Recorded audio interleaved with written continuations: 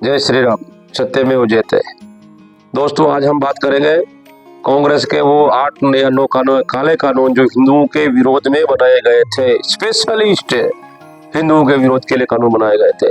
ये आपको जरूर देखना चाहिए, आगे शेयर करना चाहिए, अंत तक जरूर देखना चाहिए कि आपके साथ क्या छल किया गया। आज भी कुछ लोग के डीएनए में कांग्रेस बसती है, लेकिन इनको ये समझना चाहिए कि तुम्हारे परिवार को, तुम्हारे देश को और तुम्हारी संस्कृति को खत्म करने का सबसे बड़ा अगर योगदान है तो वो कांग्रेस का है। मैं तथ्यों के साथ बात करूंगा, सबूत के साथ बात करूंगा, और जो कानून बनाएंगे उसके कानून की संख्या के हिसाब से बात करूंगा। तो आइए शुरू करते हैं। अच्छा लगे तो शेयर करना, कमेंट करना और मेरा सपोर्ट करना, और उसी नेता को चुनना जो हिंदू हित की बात करेगा। आज अपने ही देश में अपने मंदिर तोड़े जा रहे हैं और अपन कुछ नहीं कर सकते। अपने ही देश में हमारे गुरुकुल खत्म कर दिए, अपन कुछ नहीं कर सकते। अपने ही देश में माँ बेटी को, भाई भाई को, आपस में पुत्र पुत्र को लड़ाया जा रहा है, कानून के तहत लड़वाया जा रहा है खत्म करने के लिए। आप सोच ही नहीं रहे हो, समझ ही नहीं रहे हो भैया। अरे भैया जागिए, अब जागने का समय है। 70 साल हो गए आपको लुटते हुए नैया को, धर्म को बचाने के लिए, रिश्तों को बचाने के लिए, रिश्तों को बचाने के लिए जरूर जागिए भैया। तो जो कांग्रेस ने जो कानून बनाया मैं बताता हूँ, बात करता हूँ। 1950 में हिंदू कोड बिल नेहरू जी द्वारा लाया गया था। आप समझ रहे हैं इसमें कितना फर्क है। नेहरू जी सिर्फ हिंदुओं के लिए हिंदू कोड बिल लाते हैं, लेकिन ईसाई और मुस्लिम के कानून को हाथ नहीं लगाते। कितनी बड़ी बात है भैया, है? अरे भैया, हमको 4 वर्णों में बांटते हैं, लेकिन वो एक रखते हैं। हमको 4 वर्णों में बांटते हैं, ब्राह्मण, क्षत्रिय, वैश्य, शूद्र की जगह जनरल, ओबीसी, एससी, एसटी में बांटते हैं, लेकिन उनको कुछ नहीं कहते, कुछ नहीं करते, उनको हाथ ही नहीं लगाते, और उनका कानून नहीं। हिंदू कोड बिल में हिंदू विवाह के अधिनियम के तहत आपको कितना उलझाया गया। इसमें 3 कानून लाए थे 1950 में, 1955 में, 1956 में। 3 हिंदू उत्तराधिकार बिल, हिंदू विवाह अधिनियम एक्ट, और हिंदू ने ये जो बिल बनाया था उसमें हिंदू की लड़की तलाक ले सकती है, जबकि हिंदू में तलाक होता नहीं है। ये कानून किसका थोपा गया ये भी आप समझना होगा।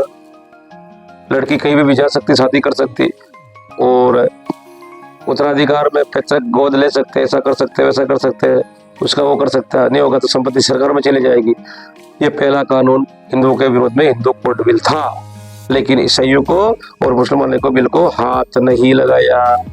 ये है कांग्रेस का फर्क हिंदुस्तान के प्रति, हिंदुओं के प्रति। जिस देश का खाया, जिसने राजा बनाया, उसी के साथ इतना बड़ा छल किया। अब आते हैं HREC, धार्मिक संस्थानों की बंदोबस्ती। ये बहुत जरूरी भी है, ये समझना चाहिए आपको। ये बहुत ही जरूरी कानून है जो आपको समझना होगा, जो नेहरू जी ने लगाया। इन अधिनियम अनुसार मंदिरों का सरकार पर पूर्ण नियंत्रण होता है। जितने भी मंदिर है, पूरा नियंत्रण सरकार के हाथ में है, ताकि हिंदू ना तो बढ़ सके ना पढ़ सके, केवल घट सके और आपस में लड़के मर सके। ये समझना वो जरूरी भी है। तो मस्जिदों का हाथ नहीं लगाया, उसके पे कोई कानून नहीं बनाया, नहीं मस्जिद चर्चों पे हाथ लगाया।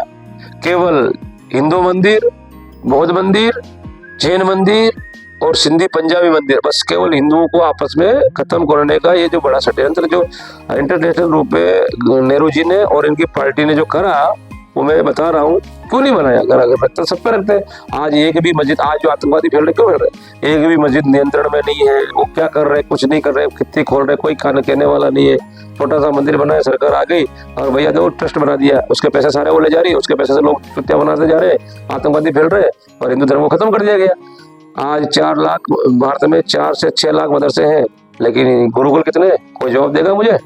जवाब दीजिए। आप सब हिंदू हो तो जवाब दीजिए भैया।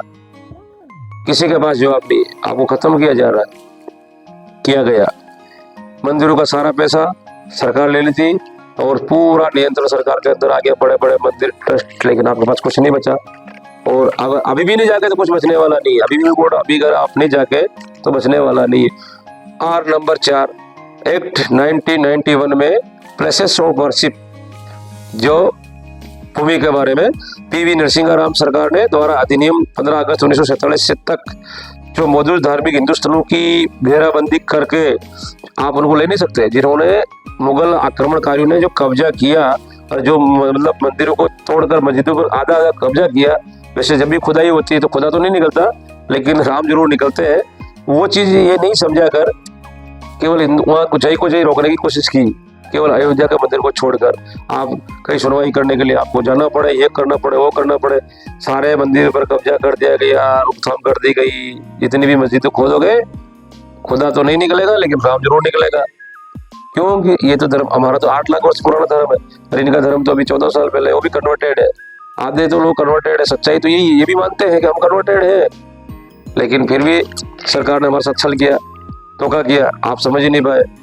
हजारों मंदिरों को यथास्थिति में रखने का कानून कांग्रेस ने 1991 में पास किया, जो 91 act places of worship act के नाम से जाना जाता है। ये आपको जानना जरूरी है।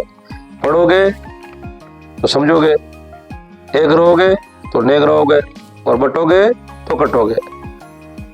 अब वो 1954 का जो अधिनियम था, ऐसा कोई हिंदू अधिनियम नहीं है। हिंदू मंदिर के नाम पे, हिंदू संस्थान के नाम पे, उन्होंने पढ़ाने के नाम पे ऐसा कोई ये नहीं बनाया। क्यों बनाया? क्या जरूरत पड़ गई? जब धर्म के नाम पे देश का बंटवारा हुआ, तो भैया इस वक्फ बोर्ड की क्या जरूरत थी? आज तीसरी सबसे बड़ी जमीन अधिग्रहण की संस्था है वक्फ बोर्ड। भारत सरकार, रेलवे और बोर्ड के बाद में तीसरा सबसे बड़ा भूमि अधिग्रहण इनके पास है। अरे तुम मंदिर ने हमारे मंदिर छीन लिए, हमारे अधिकार छीन लिए, भाई चाहते क्या हो आप? हिंदू समझ ही नहीं पा रहे, फिर भी कांग्रेस की जय, उसकी जय, उसकी जय। अरे भैया तुम्हारे को खत्म कर दिया गया।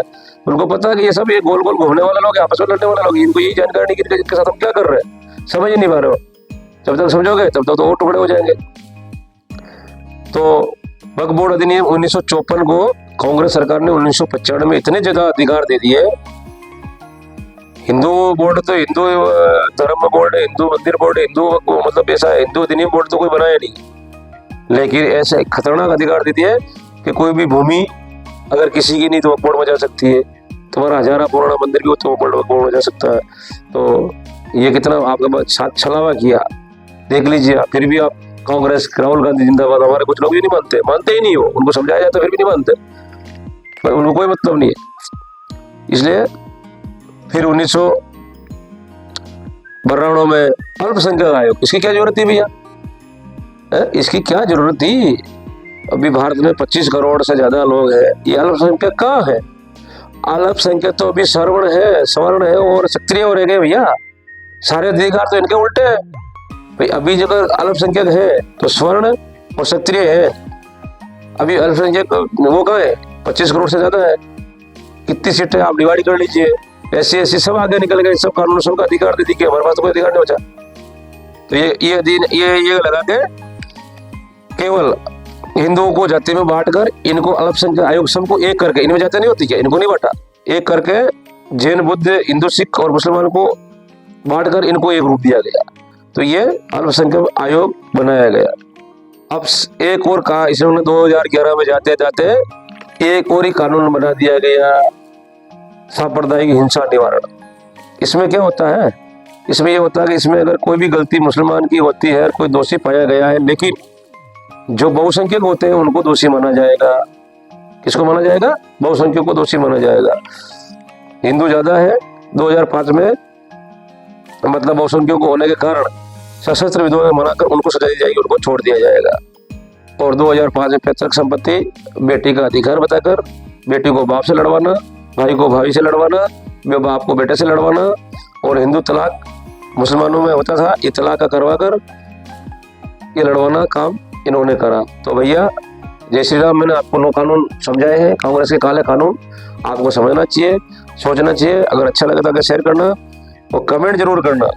मेरे को एक ही मकसद है कि हिंदुओं को बताना और जगाना कि सच क्या है। अब आप जानो, देखो, आगे शेयर करो और कमेंट जरूर करो कि मैं जो बना रहा हूँ आपको कैसा लग रहा है। ये जानकारी आपको हर व्यक्ति को होनी चाहिए। जय श्री राम, सत्यमेव जयते, जागो हिंदुओं जागो। जय श्री राम। बाबा बागेश्वर धाम निस्वार्थ आपको जगा रहे हैं। अभी समय है, आपको जागना होगा, तभी आपको बचना रहेगा, बाकी कुछ नहीं रहेगा। जय श्री राम।